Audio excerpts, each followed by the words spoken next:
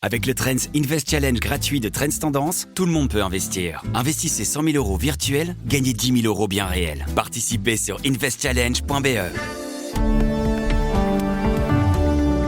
Bienvenue à Z sur 7, votre Z podcast quotidien. Aujourd'hui, nous sommes le 16 mars et nous avons un tout nouvel épisode avec l'invité du Trends Talk pour vous, Caroline Klepper, secrétaire générale de l'Union des classes moyennes. Vous savez que la Belgique est un des pays champions en termes de petites entreprises. Aujourd'hui, on s'intéresse à la situation des petites et moyennes entreprises au contexte économique actuel et à la santé des entrepreneurs.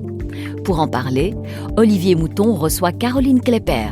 Elle mène chaque année une enquête approfondie sur l'état de santé des PME et des classes moyennes et publie de nombreuses études sur le sujet. On se demande alors comment vont nos PME aujourd'hui. Z sur 7, l'invité du Trends Talk. Une personnalité de premier plan se confie en profondeur sur ce qui a fait son actualité. Donc c'est le rapport PME qu'on sort chaque année avec Uniso et Gredon. Et donc on fait un peu l'état socio-démographique des petites et moyennes entreprises. Donc c'est les moins de 50 ETP qu'on vise dans ce rapport. Et la situation financière aussi. Et donc aujourd'hui on a 1,33 million de PME sur le territoire belge. C'est plus que jamais Alors voilà, en termes absolus, on grandit. C'est très bien. Mais par contre, quand on regarde le taux de croissance, l'évolution annuelle, on est à plus 2,1%. Et ce taux de croissance, il est le plus faible depuis 2015. Donc, on en a de plus en plus, mais le vivier grandit de moins en moins vite. Ça veut dire quoi? Qu'il y a un petit signal d'alerte pour dire attention, on n'investit pas assez, c'est ça? Donc, attention, effectivement, à surveiller parce qu'il faut garder une dynamique suffisamment encourageante au niveau de l'entrepreneuriat. Et donc, on est évidemment, bien sûr, attentif à ça. Et donc, ce qu'on remarque aussi dans ce rapport, on analyse aussi la typologie des PME, leur forme juridique, leur secteur, etc. Et on voit de plus en plus d'entreprises solopreneurs. Beaucoup de petites entreprises. Donc, vous savez que la Belgique est un des pays champions en termes de petites entreprises. Donc, au niveau européen, en termes de PME, on est dans le rang 12. Quand on regarde les entreprises de moins de 10 ETP, on a le rang 3. Donc on a un pays avec beaucoup de vraiment petites structures, petites entreprises. Donc fragile, a priori, ou trop fragile. Et donc effectivement, on voit que le taux de survie est plus élevé quand on a des salariés, etc. Mais c'est surtout qu'on a beaucoup d'entreprises solopreneurs. C'est 90% du vivier des PME de solopreneurs en Wallonie. Ça monte jusqu'à 92% à Bruxelles. Vous aviez dit, si je ne m'abuse, en présentant le rapport, est-ce qu'on va vers une économie de freelance? Voilà. C'est un peu ça, en fait. Chacun crée son boulot et puis... Donc se pose un peu la question de se dire que chacun crée son boulot, à un moment donné, il faut quand même bien commencer quelque part. Mais comment on arrive à faire grandir ces entreprises et à faire en sorte qu'elles grossissent en termes de TP et créent de l'emploi et maintiennent de l'emploi sur le moyen et long terme. Donc ça, c'est vraiment un enjeu pour notre économie, particulièrement en Wallonie, particulièrement à Bruxelles, où on voit que ces taux sont particulièrement... Et aussi en termes d'investissement, c'est-à-dire que, en gros, est-ce qu'on investit suffisamment dans l'avenir, dans la transition, par exemple, dans tous les enjeux, on va en parler, des défis qui sont nombreux aujourd'hui? Et donc voilà, on voit aussi qu'un quart des entreprises sont saines financièrement, mais vulnérables. Donc c'est-à-dire que si on simule des chocs sur ces entreprises, comme on a connu, on espère ne plus les connaître, choc du Covid et autres, mais on en a d'autres maintenant, on le voit bien, des chocs, eh bien ces entreprises risquent de passer à la trappe. C'est quand même inquiétant. 25% des entreprises sont dans ce cas-là. Donc, on avait dit qu'après le Covid, que quelque part, il y a eu la reprise, la relance, etc., mais qu'il y avait des fondamentaux qui mettraient du temps à être quelque part revitalisés. C'est ça, en fait. Donc, évidemment, on avait dit que ça mettrait du temps, sauf qu'on est dans un monde changeant, où la question de l'investissement, encore plus aujourd'hui, est vraiment prégnant. Et donc, on a besoin de gérer les transitions. Et on ne parle même pas de la situation critique géopolitique, pour l'instant. On va en parler, pourtant. Mais pour l'instant, on la garde encore un peu de côté. La transition digitale, la transition environnementale restent des sujets importants. Et pour parvenir à cette transition, structurellement, c'est ça qu'il faut préparer pour l'avenir. l'avenir. Ouais. Et donc, il n'y a rien à faire. Il faut que ces entreprises puissent accéder à ces investissements, puissent pouvoir les faire. Et donc, quand on a des problèmes de rentabilité, quand on n'a pas suffisamment de buffer à l'intérieur de ces petites entreprises pour faire face à cette transition, il y a des questions de survie. Et même avant la question de survie, les questions de dire comment on fait pour renforcer et faire en sorte que ce tissu économique tienne le coup. Et donc, en termes d'investissement aujourd'hui, ce qu'on voit dans les entreprises, dire qu'elles n'investissent pas, c'est pas vrai. Alors, elles investissent. On voit que l'investissement en termes de contribution au PIB, il est beaucoup moins fort cette année. Le rapport de la BNB le dit. Donc, il y a quand même un enjeu, il faut faire attention là-dessus. Mais en fait, ce qu'on voit, ce sont surtout des investissements défensifs. Donc, on investit pour maintenir la tête hors de l'eau, pour répondre aux contraintes auxquelles on est astreint en termes de PME. On ne prépare pas l'avenir. On ne prépare pas l'avenir, pas assez. Et donc, on n'investit pas suffisamment pour ça. Mais pour pouvoir investir, on est bien d'accord, il faut être de bon compte. C'est quand même difficile d'investir dans le climat instable tel qu'on le connaît aujourd'hui. Et donc, il faut pouvoir rassurer, donner de la lisibilité à ces entreprises pour qu'elles puissent déployer l'investissement, le potentiel d'investissement. Et derrière, évidemment, il y a toutes les formes d'accompagnement, de financement à aller chercher, pour pouvoir permettre ce financement et pour pouvoir avoir des investissements productifs. Regardez la productivité, on est en décrochage complet. C'est vraiment difficile d'aller chercher de la productivité. On voit qu'elle stagne, elle diminue ces dernières années.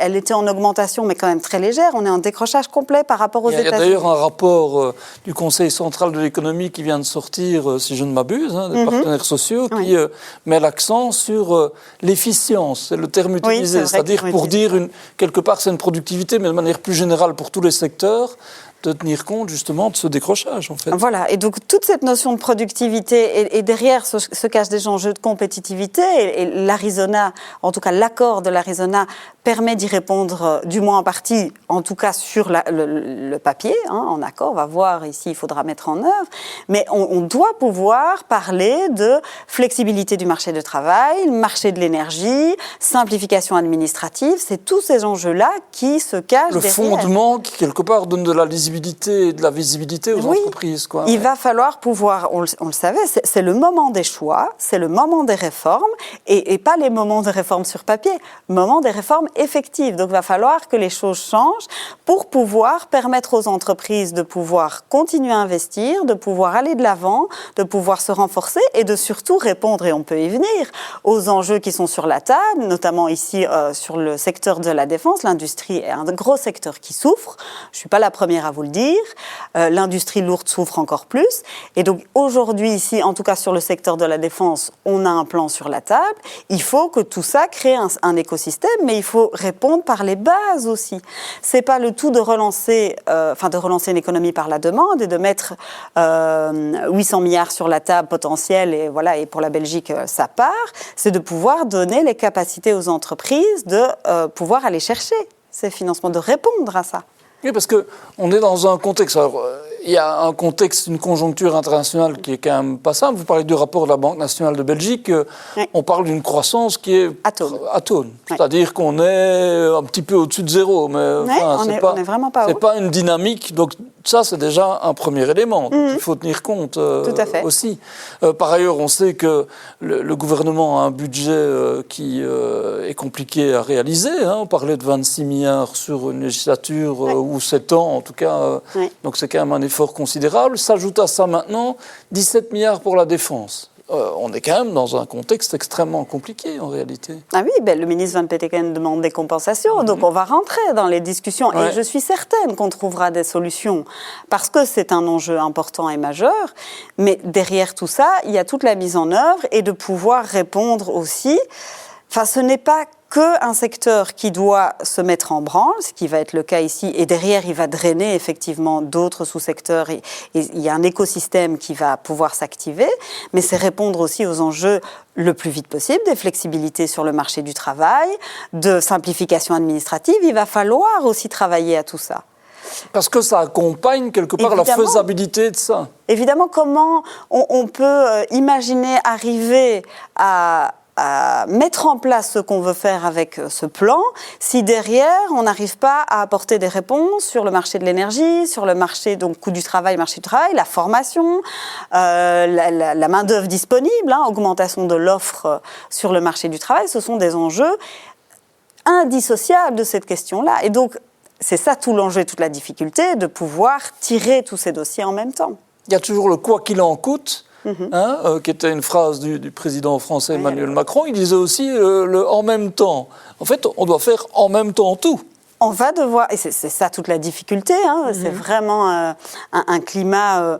alors, le sentiment d'urgence qui a été créé par le rapport Draghi, le sentiment d'urgence qui est créé par la situation géopolitique dans laquelle on est, j'ose espérer, permettra de créer le sentiment d'urgence pour faire en sorte que l'ensemble du programme puisse se mettre en place le plus rapidement possible, avec des négociations, avec des textes, avec des avancées concrètes. On en a vraiment besoin si on veut pouvoir vitaliser ce tissu économique et faire en sorte qu'on réponde simplement à nos engagements. Parce qu'à côté de ça, on parle aussi réforme fiscale, réforme du marché de l'emploi, bon, ça participe à ce que vous dites, mais réforme des pensions.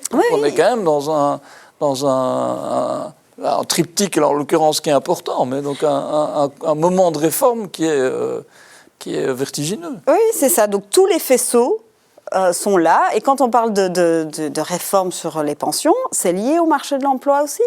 Donc c'est pour donner de la lisibilité au marché, aux citoyens, aux travailleurs, aux entreprises, faire en sorte que, OK, on a bien compris, on va dans cette ligne-là.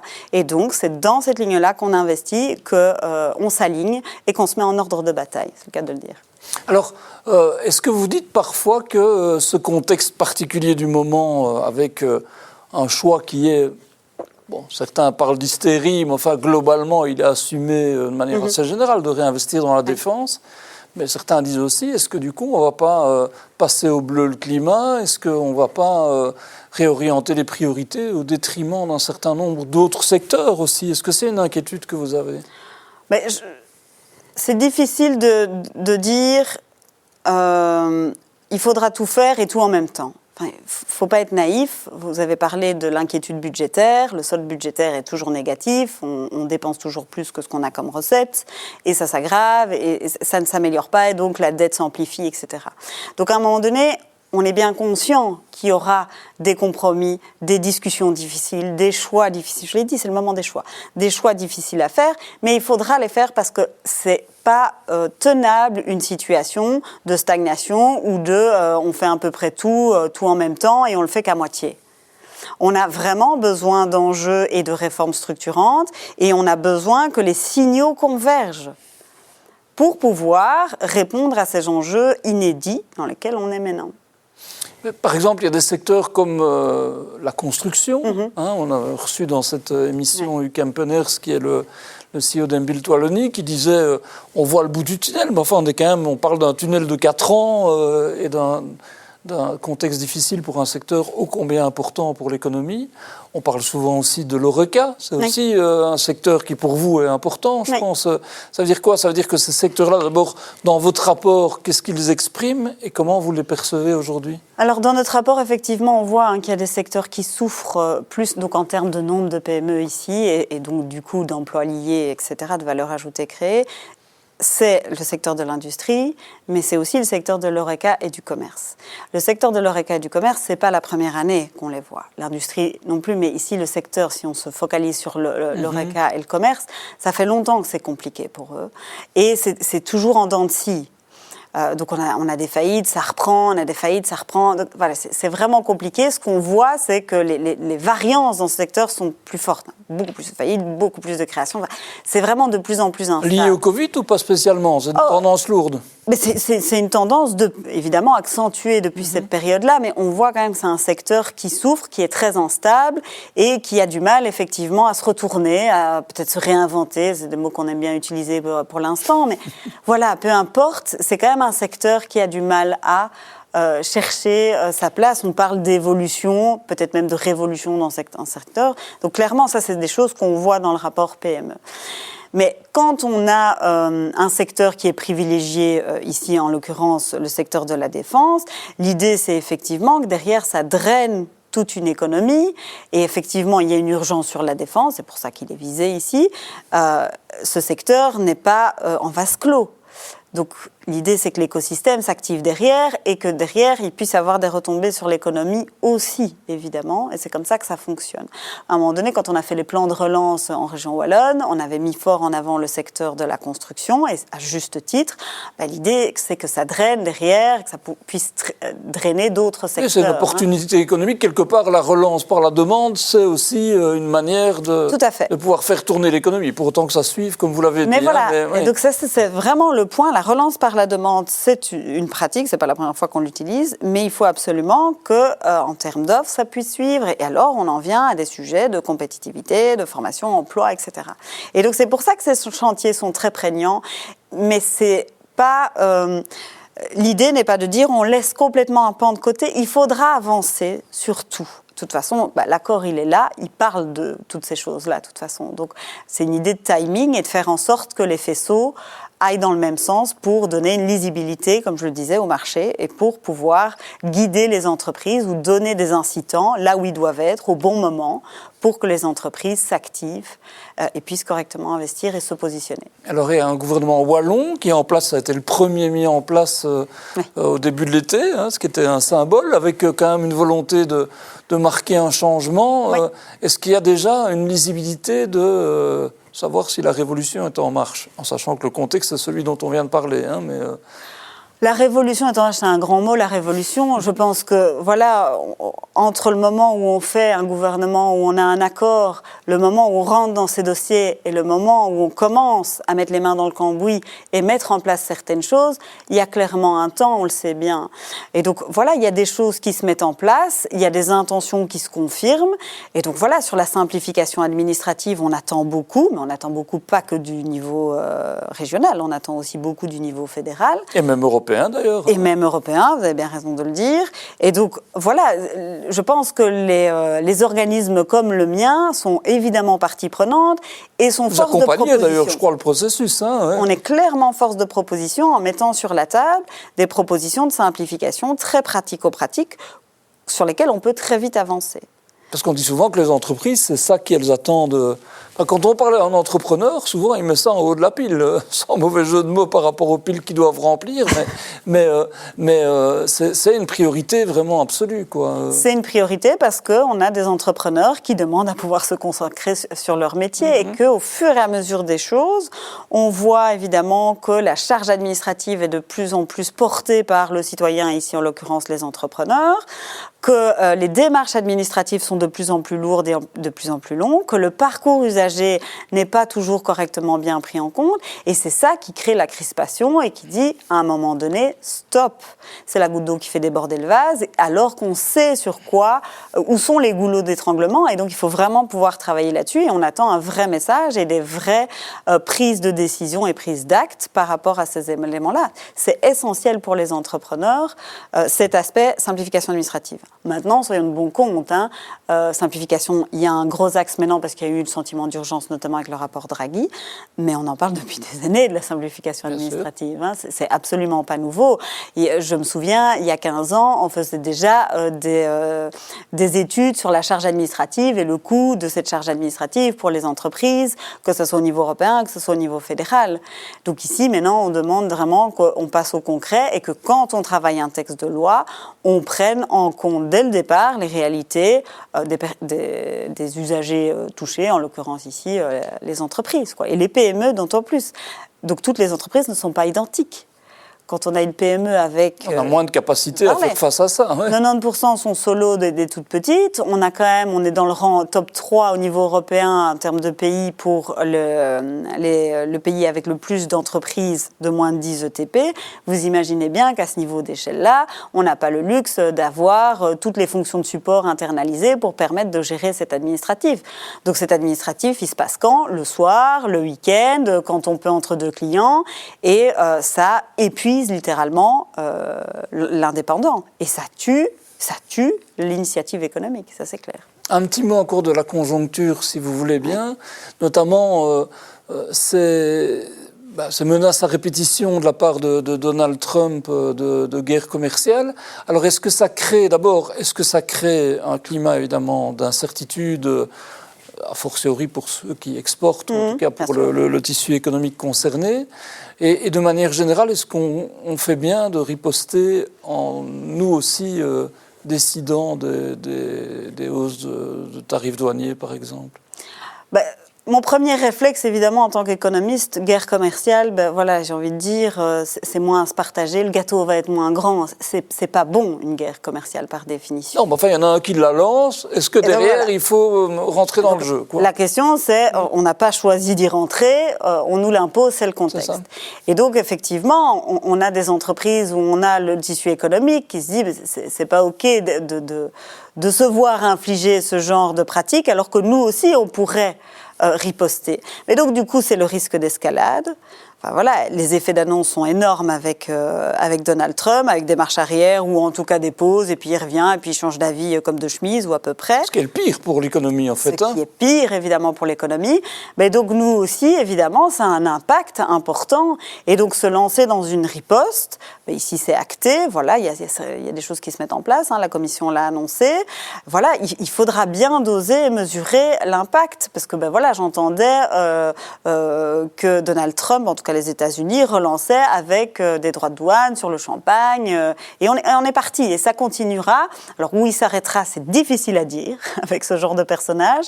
Mais voilà, le ING sortait son chiffre, je pense que c'est pas ce matin, c'était hier, avec ça va coûter 0,3% du PIB. Alors on peut se dire, oui, 0,3% du PIB, c'est pas grand-chose. Mais quand on a un tout petit PIB, un tout petit taux de croissance de PIB qui approche les 1%, c'est considérable. Ça fait beaucoup. Derrière, peut-être une relance de l'inflation, parce que malgré tout, quand on est dans cette logique-là... Risque aussi, évidemment, de l'inflation, en sachant qu'on n'est pas protégé sur le coût énergétique non plus. Les salaires, chez nous, on connaît bien le sujet de l'indexation automatique des salaires. Donc voilà, tout ça crée toute cette instabilité, et par définition, instabilité est défavorable au climat d'investissement. Alors, j'ai envie de parler d'un autre rapport que vous avez publié, qui concerne un sujet qui parfois est tabou. C'est la santé des entrepreneurs. C'est vrai que souvent, un entrepreneur, il doit se montrer fort, il doit être driver une équipe, il doit ou se porter lui-même tout seul par rapport à son activité. Or, souvent, il y a des signaux d'alerte et quelque part, l'enquête que vous avez menée, elle conforte ce sentiment-là qu'il faudrait qu'on en parle davantage. Elle conforte ce sentiment et ça fait quand même quelques années qu'on y travaille. Donc il y a tout ce travail de faire en sorte que ça ne soit plus tabou parce que c'est une vraie réalité, c'est un vrai enjeu avec des impacts au niveau social et au niveau économique importants. Et donc, dans l'enquête qu'on a faite, effectivement, ressort, par exemple, que 72% des entrepreneurs interrogés, en tout cas qui ont répondu, ont déjà dû faire face à un accident de la vie. Alors, un accident de la vie, ça peut être une maladie, ça peut être le décès d'un proche, etc. Donc, des choses compliquées qui pourraient mettre à mal la continuité de l'entreprise, puisque, surtout dans les plus petites structures, quand le patron n'est plus là ou quand la patronne n'est plus là, c'est compliqué et ça met à risque la pérennité des activités. Et donc, quand même, 72% disent avoir eu un accident de la vie et très peu disent, je pense très peu disent en fait s'être arrêté. Donc malgré ça on continue, donc on met la casserole, on met le couvercle sur la casserole. Il y a une forme d'isolement de l'entrepreneur au départ et qui se renforce encore dans ces moments-là en se disant il faut que je tienne, je peux pas mettre mon entreprise par terre, c'est ça en fait. Oui, tout à fait. Donc 6 entrepreneurs sur 10 se disent très isolés. Ouais, isolé ou très isolé. Donc, je ne peux pas parler de mon problème, je ne peux pas m'arrêter parce que sinon tout s'écroule. Tout s'écroule et donc hop, ça réalimente ce sentiment et puis ça peut aller vers un cercle vicieux infernal. Et donc très peu se sentent entourés.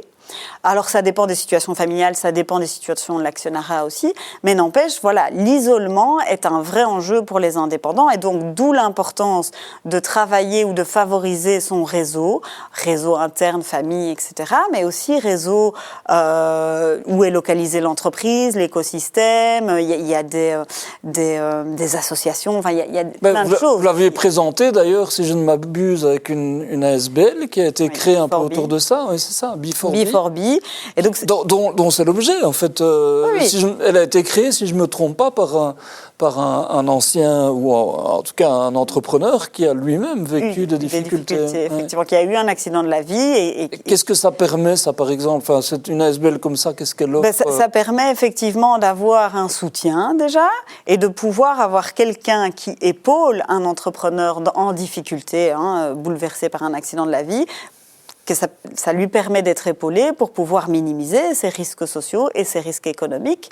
Parce que derrière, quand l'entrepreneur est solo, c'est lui-même, mais c'est pas que lui-même, puisqu'il a des clients. Sa famille, déjà sa famille. Mais il est dans une chaîne de valeur, il est dans un environnement économique. Et puis quand on parle des employeurs, donc des entrepreneurs qui ont des employés, fatalement derrière, c'est aussi les emplois.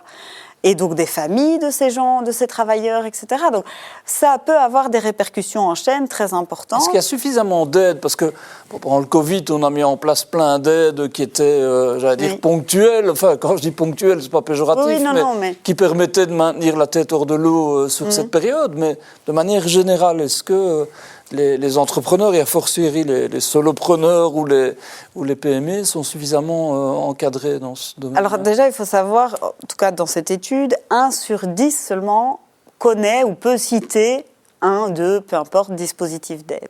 Donc en fait, il y a déjà un vrai problème de méconnaissance et très peu, seulement 1/3 anticipe le fait que peut-être que dans ma carrière d'entrepreneur, je vais avoir un problème et qu'est-ce que je fais dans ce cas-là. Donc très peu anticipent, très peu connaissent ce qui est disponible ou ce qui peut exister pour les aider et donc le jour où ça arrive, c'est catastrophe évidemment. Et donc là, aujourd'hui, je pense que si on a un accident, fatalement, on peut s'adresser aussi à sa caisse d'assurance sociale, parce qu'il y a des programmes d'aide, et donc la caisse d'assurance sociale peut orienter l'entrepreneur. Et donc, ce que demande l'UCM par rapport à ça, c'est de pouvoir amplifier ce système. Il y a des trous dans la raquette, donc s'il faut compléter, il ne faut pas hésiter. Donc déjà identifier ce qu'on a mis en place, les dispositifs, ce à quoi y répondre, et voir si on peut boucher les trous sans être péjoratif avec des compléments. Et puis de se dire, il faut une porte unique. Quand l'entrepreneur est en détresse... À tout niveau, de toute façon, qui que ce soit, mais en l'occurrence ici... Que ce soit au niveau, à la limite, administratif, exactement. Santé... tout. Donc la détresse, et en plus c'est lié en général, fatalement. Donc quand ça arrive, il faut qu'il puisse très vite être pris en charge, très vite faire appel à de l'aide, qui est en plus disponible. Conseiller, ne fût-ce qu'être conseiller, par exemple. Oui. Et donc de pouvoir avoir cette porte unique qui facilite, encore une fois, on en revient à la simplification administrative, parcours usager, et donc qui facilite la prise en charge de cet entrepreneur et de son entreprise, et du coup de toute l'activité économique qu'il y a derrière. Il y a des solutions qui existent et on doit effectivement pouvoir travailler avec l'entrepreneur à ce moment-là pour voir quelle est la meilleure solution. Parce qu'on en parle à la limite plus facilement pour des travailleurs et c'est très important de le faire, n'en est pas la question, mais les entrepreneurs, peut-être qu'on les considère un peu comme des surhommes en fait, ou surfemmes, qui sont à même ou qui doivent gérer leurs choses seuls, quoi. Oui, je me souviens d'un entrepreneur qui nous avait raconté que pendant le Covid, c'était un peu, je remonte un peu, il y avait la médecine du travail qui descendait sur les lieux de travail pour voir si les conditions étaient bien mises en place, etc. Et donc voilà, il explique et tout. Et il m'explique, cette dame qui vient me pose une question, elle me dit, je ne suis pas là pour vous, mais je vous la pose quand même. Est-ce que vous allez bien? Est-ce que vous, ça va? Et il me dit, ça m'a fait un bien fou que quelqu'un me pose la question, parce qu'en fait, personne ne s'occupe de moi. Alors, évidemment, bien sûr, j'espère pour cet entrepreneur qu'il a une famille, tout va très bien et tout. Mais dans le monde du travail, il m'a dit, c'était vraiment important pour moi à ce moment-là, parce que c'était dur aussi pour nous, très dur même pour nous. Et elle me dit, voilà, normalement, je ne suis pas là pour vous, mais je vous pose quand même la question, et vous, comment vous allez ? Mais c'est révélateur, ça montre que sans doute on n'en parle pas assez, que c'est tabou, on l'a dit, mais que...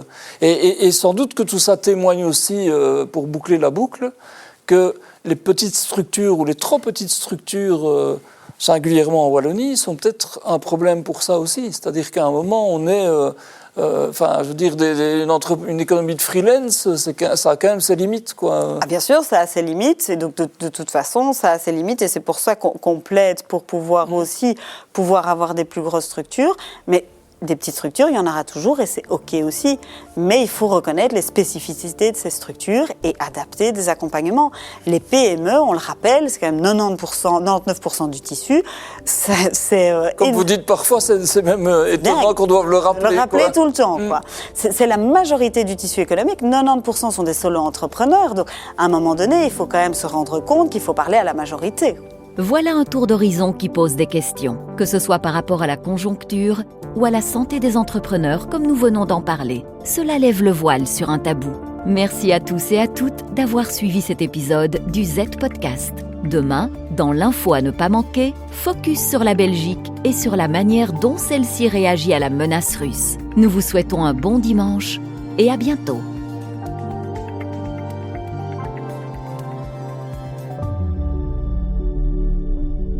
Salut, ici Warren Buffett et je vous invite à participer gratuitement au Trends Invest Challenge parce qu'avec Trends Tendance, plus rien ne vous retient d'investir. À moins d'avoir une excuse bidon comme celle de Valérie, j'ai plus d'argent à investir. Valérie, pas besoin d'argent. Vous recevez 100 000 euros d'argent virtuel pour vous lancer. 100 000 euros. Allons. Le Trends Invest Challenge de Trends Tendance. Investissez de l'argent virtuel, gagnez des prix bien réels. Participez sur investchallenge.be.